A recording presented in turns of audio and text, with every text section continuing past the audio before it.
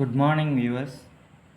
ఈరోజు తెలుగు కథ, ఒక మంచి కథ మీ ముందుకు తీసుకొచ్చాను. చూడండి. వరాలిచ్చే వనదేవత. ఒక ఊళ్ళో ఇద్దరు అన్నదమ్ముళ్ళు ఉండేవాళ్ళు. అన్న స్వార్థపరుడు, తమ్ముడు అమాయకుడు. తండ్రి పోగానే ఆస్తి అంతా అన్న తీసేసుకుని తమ్ముడికి ఏమీ లేకుండా చెయ్యాలని చూశాడు. కానీ నలుగురు పెద్ద మనుషులు చివాట్లు పెట్టిన మీదట తమ పెరట్లో ఉన్న గొడ్లపాకను తమ్ముడికి పంచి ఇచ్చాడు. అమాయకుడు కావటం చేత తమ్ముడు దానితోనే తృప్తి పడ్డాడు. తమ్ముడు ఆ పని ఈ పని చేసి తన పెళ్ళాన్ని పిల్లలను ఎలాగో పోషించుకుంటూ వస్తున్నాడు. అన్న మటుకు తన వద్ద ఉన్న డబ్బును వడ్డీకి తిప్పుతూ తన పెళ్ళంతో హాయిగా జీవిస్తున్నాడు. తమ్ముడి సంపాదన ఏనాడు అతని కుటుంబ అవసరాలకు సరిపోయేది కాదు. అందుచేత వారికి ఏ విషయంలోనూ సంతృప్తి అనేది ఉండేది కాదు. ఆ కారణంగా తమ్ముడు అన్న వద్ద అప్పుడప్పుడు అప్పు తీసుకునేవాడు. ఆ అప్పు ఎలాగూ తీరేది కాదు గనుక అప్పు కొంత దాకా పెరిగిన మీదట ఆ గొడ్లపాక కూడా స్వాధీనం చేసుకుని అక్కడ మరొక ఇల్లు కట్టాలనే ఉద్దేశంతో ఉన్నాడు అన్న. ఇలా ఉండగా తమ్ముడు అడవి దాటి ఒక ఊరు వెళ్ళవలసి వచ్చింది. అతను ఆ ఊరు వెళ్ళి తన పని చూచుకొని వేకువజామునే బయలుదేరి తన ఊరు వస్తున్నాడు. సూర్యోదయం అయ్యేసరికి అతను ఒక చిన్న కొలను దగ్గరికి వచ్చాడు. ఆ పొలంలో ఒకే ఒక బంగారం రంగు కల తామర మొగ్గ ఉన్నది. తమ్ముడు చూస్తూ ఉండగానే ఆ మొగ్గ మీద సూర్యకిరణాలు పడ్డాయి. వెంటనే అది విచ్చుకున్నది. అపూర్వమైన ఆ బంగారు తామర పుష్పాన్ని చూసి ముగ్ధుడైన తమ్ముడు దాన్ని కోసేసుకున్నాడు.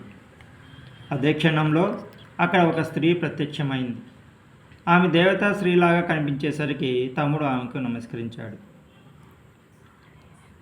ఆ దేవతాస్త్రీ అతనితో, ఈ కొలంలో రోజు ఒకే ఒక పువ్వు పూస్తుంది. దాన్ని నేను నా పూజ ఉపయోగించుకుంటాను. అందుచేత నువ్వు కోసిన పుష్పాన్ని నాకు ఇచ్చి దానికి బదులుగా ఏదైనా వరం కోరుకో అని చెప్పింది. తమ్ముడు పశ్చాత్తాపంతో, దేవి, నేను తెలియక కొలంలో దిగి ఈ పుష్పాన్ని కోశాను. ఆ కారణంగా తప్పు నాదే. ఈ భాగ్యానికి వరం దేనికి? నీ పుష్పాన్ని నువ్వు తీసుకో అంటూ బంగారు కమలాన్ని ఆమెకిచ్చాను. నువ్వు చాలా మంచివాడివి. నీ మంచితనానికి మెచ్చి వరం ఇవ్వదలిచాను. ఏదైనా కోరుకో అన్నదామె. తమ్ముడు కొంచెం ఆలోచించి, దేవి, పేదరికం చేత మా ఇంటిల్లపాది అసంతృప్తితో బ్రతుకుతూ ఉన్నాం. మాకు ఏనాటికి అసంతృప్తి లేనిది లేకుండా అనుగ్రహించు అన్నాడు. చాలా తెలివిగా వరం కోరావు. ఏ వరం కోరినా మనిషి చివరకు కోరేది సంతృప్తే. మరొక వరం కోరినట్టయితే ఇంకా మంచి వరం కోరకపోతేనే అనే అసంతృప్తి నీకు ఉండేది అని చెప్పి దేవతాశ్రీ అదృశ్యమైంది. తమ్ముడు సంతోషంగా ఇంటికి తిరిగి వచ్చాడు. అది మొదలు అతని జీవితమే మారిపోయింది. అతను ఎంత తీసుకువచ్చినా అందరికి సరిపోవటమే గాక కొంత మిగులుతున్నది. అతని ఇంటిలో ఏ విషయంలోనూ ఎవరికి అసంతృప్తి అన్నది లేదు. అతను అన్న దగ్గరకు అప్పు కోసం వెళ్ళకపోగా చేసిన అప్పులు క్రమంగా తీర్చేశాడు.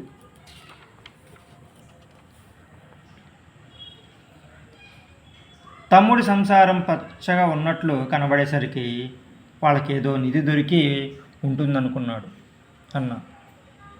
తమ్ముడు బోళావాడు కనుక అడిగితే చెప్పేస్తాడు అనుకుని వెళ్ళి, ఏం తమ్ముడు, అంతా కులాసాగా ఉంటున్నారా? ఆ అప్పంతా తీర్చేశావు, మళ్ళీ అప్పుకు రాలేదు, ఏమిటి విశేషం? నా దగ్గర దాపరికం దేనికి అన్నాడు. ఏమీ లేదన్నయ్య, ఉన్నదాంతోనే నాకు జరుగుబాటు అవుతున్నది అంతే. నాకు నేను కష్టపడి సంపాదించిన దాంట్లో కాస్తో కూస్తో మిగులుతున్నది కూడా. కొరత లేకుండా బతుకుతున్నాం అన్నాడు తమ్ముడు. అన్న నవ్వి, నా దగ్గర దాస్తున్నావు? ఏదో నిధి దొరికి ఉంటుంది, లేకపోతే ఇంతకాలము లేని జరుగుబాటు ఇప్పుడు ఎలా వచ్చింది అన్నాడు. తమ్ముడు దాచకుండా అన్నతో అడవిలో కొలను గురించి, తామర పువ్వు గురించి, దేవత గురించి, ఆమె ఇచ్చిన వరం గురించి వివరంగా చెప్పాడు. అంతా విని అన్న తమ్ముడితో ఏమీ అనకుండా ఇంటికి వచ్చేసి దేవతను ఏం వరం కోరాలో తెల్లవార్లు ఆలోచించి తేల్చుకున్నాడు. అతను మర్నాడు ఉదయం సూర్యోదయం కాకపూర్వమే అడవిలో ఉన్న కొలను చేరుకున్నాడు. కొలంలో ఒకే ఒక బంగారు తామర మొగ్గ ఉన్నది. సూర్యకిరణాలు తన మీద పడగానే అది విచ్చుకున్నది. వెంటనే అన్న దాన్ని కోసేసి తన 2 చేతుల మధ్య గట్టిగా పట్టుకున్నాడు. అంతలో వనదేవత రానే వచ్చింది. ఆమె అతను పువ్వు పట్టుకున్న వాలకాన్ని చూసి అతను కావాలనే ఆ పని చేశాడని గ్రహించి, ఆ పువ్వు నాది, నాకు ఇచ్చేయి అన్నది. అన్న వెకిలిగా నవ్వి, నాకు వరం ఇస్తే పువ్వు ఇస్తా, లేకపోతే ఇవ్వను అన్నాడు. వనదేవత వాణ్ణి చూసి అసహించుకుంటూ, నీకేం వరం కావాలి అని అడిగింది. ముందే ఆలోచించి పెట్టుకున్న అన్న, నేను అనుకున్నవెల్లా జరగాలి అన్నాడు. వనదేవత వాడికి అలాగే వరం ఇచ్చి బంగారు కమలం తీసుకున్నది. అన్న ఆనందానికి మేరలేదు. కొలను గట్టున ఉన్న మామిడి చెట్టు నిండా పళ్ళుండాలి అనుకున్నాడు. అలాగే జరిగింది. వాడు తిన్నన్ని పళ్ళు తిని ఇంటికి వెళ్ళి తన ఇల్లు పెద్ద భవంతి కావాలనుకున్నాడు. అలాగే జరిగింది. వాళ్ళకిప్పుడు దేనికి లోటు లేదు కనుక ఇంటిల్లపాది పంచపక్షి పర్వణాలతో విందు ఆరగించారు. ఆ సాయంకాలం అన్న భార్య తన తోటి కోడలికి, మరిదికి తమ గొప్ప చెప్పుకోవడానికి పాకకు వెళ్ళింది. ఆమె చీకటి పడ్డాక పాక నుంచి వస్తుండగా గదిలో పరధ్యానంగా కూర్చొని ఉన్న అన్న పెరట్లోకి తొంగి చూచేసరికి ఎవరో నల్లగా తమ ఇంటికి రావటం కనిపించింది. బాబోయ్, అది దయ్యమేమో, లోపలికి రాదు కదా అని అన్న భయపడ్డాడు. వెంటనే అన్న భార్య దయ్యంగా మారి ఇంట్లో ప్రవేశించింది. ఈ దయ్యం నన్ను మింగేస్తుందేమో అని మళ్ళీ అనుకున్నాడు అన్న. అంత పనే జరిగింది. దయ్యం అన్నను మింగేసి ఎటో వెళ్ళిపోయింది. అన్నకు పిల్లలు లేకపోవడం చేత అతని భవంతి, మిగిలిన ఆస్తి తమ్ముడికి సంక్రమించింది. సో ఇప్పుడు దాకా మీరు విన్న కథ ఎంతో అద్భుతంగా ఉంది కదా. దీన్ని చూసి లైక్ చేయండి, షేర్ చేయండి, కామెంట్ చేయండి. ఏ కామెంట్ అయినా స్వీకరిస్తాం. Thank you.